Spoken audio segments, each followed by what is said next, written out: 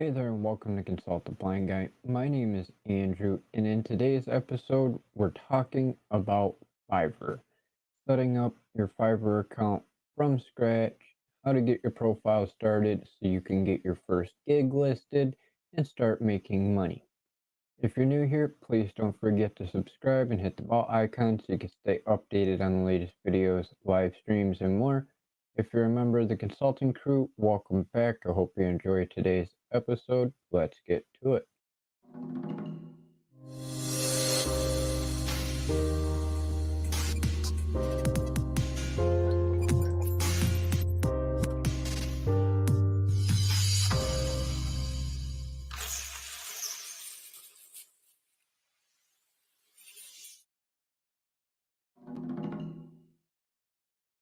As I said, welcome to the show.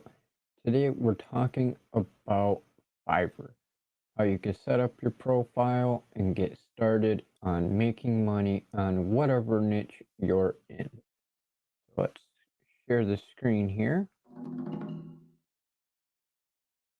All right, as you can see, we're on Fiverr. And first thing you're going to want to do is click on the join button in the very top right hand corner. You have sign in and join. I'm going to assume you're creating a new account. You could click on become a seller, but we'll get to that in a minute. It's just going to make you run through the same process anyway. And you can cheat in a sense. You can use your Facebook account, your Google, or your Apple account to link to your profile, or you can use your email address. So I'm just going to use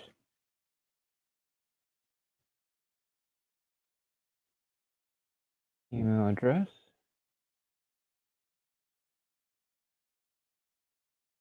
When you pick your username, you can only have one. There is no changing it after you set your username. So make sure whatever username you pick is something you're going to want to use forever. Unless you decide to completely close down your account, have a different email, and then recreate everything all over again. It is now created a temporary profile. You now have to go to your email and click on the activation link that they send you. Click to activate your account link. Then once you get in here, you're back on the main homepage. And at the very top, you can see it says account successfully activated. It says it's a great time to edit your profile. So you click on edit your profile. First thing it brings you to is a screen where they want your full name. They have the email address you provided.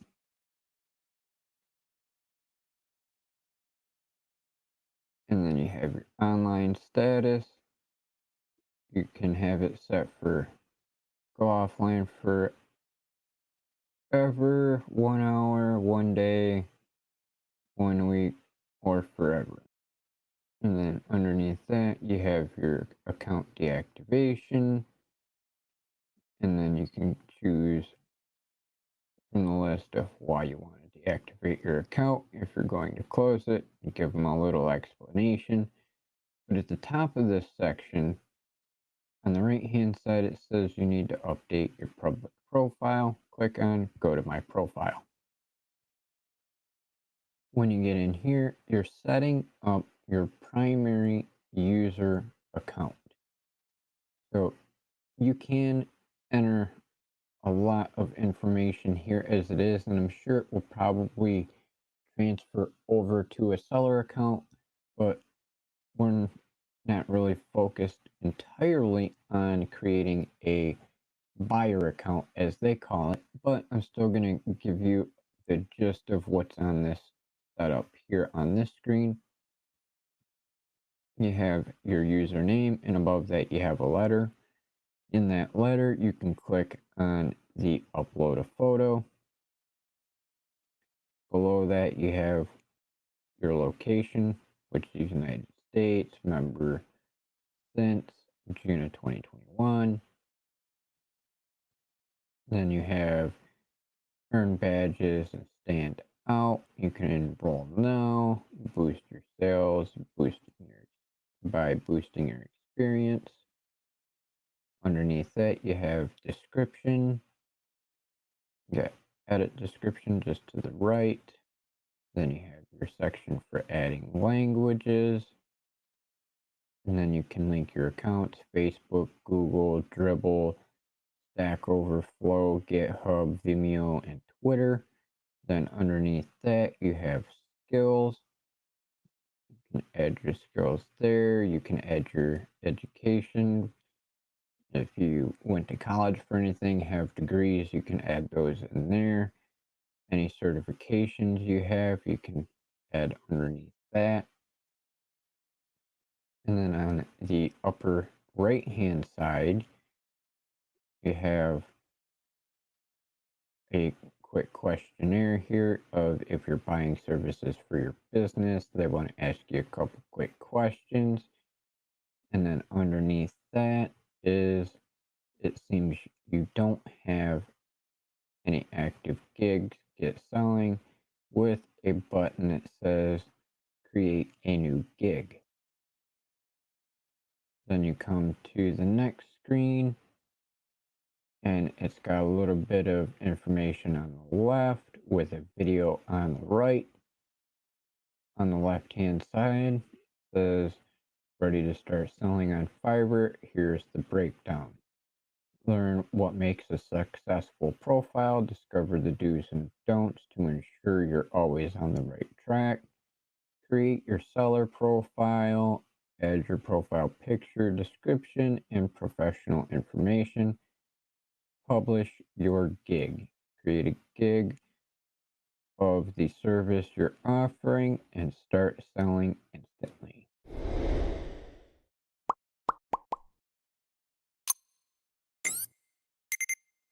And then you got a 1.5-minute video here from one of the sellers on Fiverr. I'm not going to play it all the way through so we don't have any copyright claims. Click continue, and you've got the do's and don'ts section to help you understand how to better set up your profile. First impressions matter. Create a profile that will stand out from the crowd on Fiverr.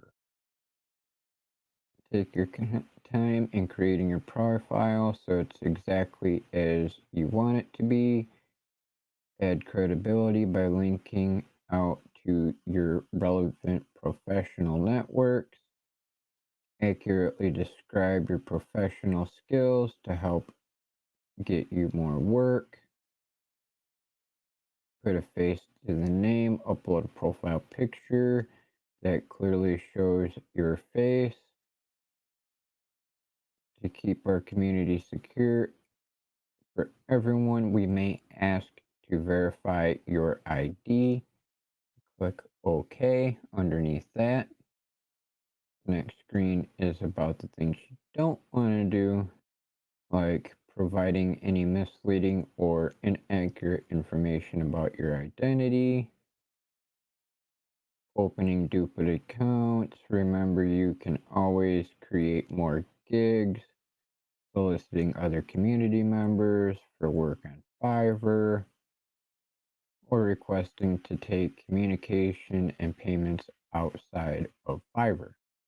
Click next, continue, and it brings you to the personal info. They want you to enter your first name and your last name. Then underneath that, you have the letter like on the screen a moment ago, where you can upload your profile picture. Underneath that, you have your description.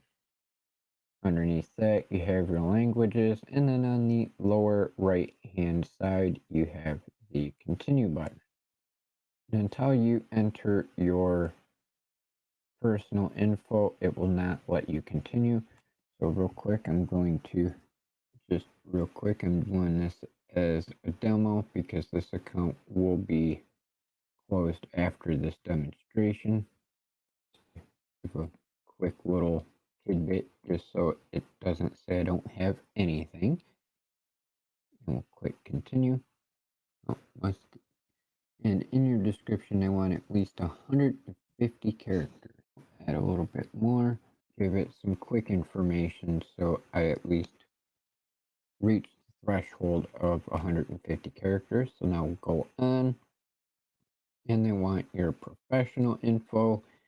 After you do your professional info, it'll bring you to the third step, which is linked accounts. And then finally, account security. On the professional section, it wants to know what your occupation is, and you have the opportunity to add more than one occupation. Underneath that, you have your skills to list the skills relevant to the service you're offering and add your expertise level. Underneath that is education. Underneath that is certification. Include any certificates or awards that are relevant to the services you're offering. Personal website. And it says it's private. Include link to your personal website or portfolio for your work samples. And then you can continue. And you can only choose 2 to 5. So we will call that good. And you can have, looks like, only 2 occupations. I'm not going to list anything for college. I'm not going to list anything for certification. And then go to the next portion, which is linked accounts. Your social media. You can do Google, Facebook, and Twitter. Right now, I'm just going to leave that blank. And it wants your email and phone number. Of course, they already have your email, and it's verified because you have created your account with it. You had to click the activation. And we'll see if we can get by without a phone number. And as you can see here, you're almost done, 30%. They want at least a 65%.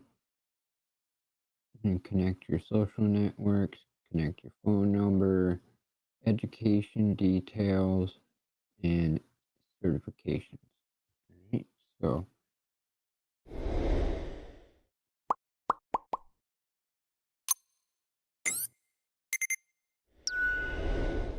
but as you can see, they want all kinds of information. They want you to add your phone number, they want you to add your social media, and all that. So you at least have to have 65% of the profile set up before they will allow you to even get to listing your first gig. Which, because of this demo, I'm not putting in all my accurate information just for safety precautions, but you get the gist of it. So I hope this at least helped you get your profile started on Fiverr, help you know what kind of information you're looking for, how to get it going, and hopefully get through it in a fairly quick amount of time compared to me trying to demonstrate with not having all the information entered. But it's not too difficult. Yes, it is a bit tedious and they do want a lot out of you, but that's to ensure that you are who you say you are and what skills you have to be able to offer on Fiverr.